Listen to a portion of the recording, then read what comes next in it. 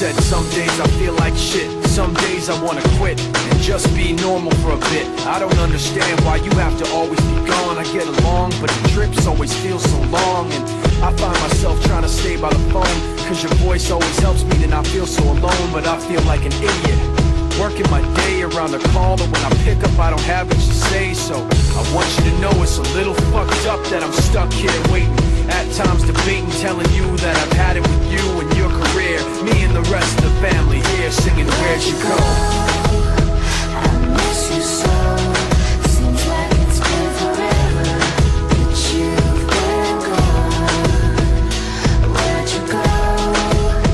I miss you so. Seems like it's been forever that you've been gone. Please Come back home, you know, the place where you used to live.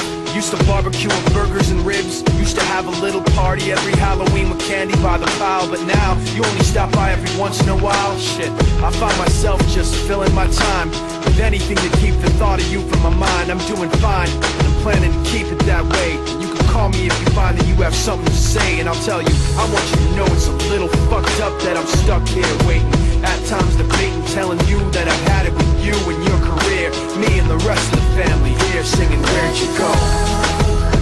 I miss you so.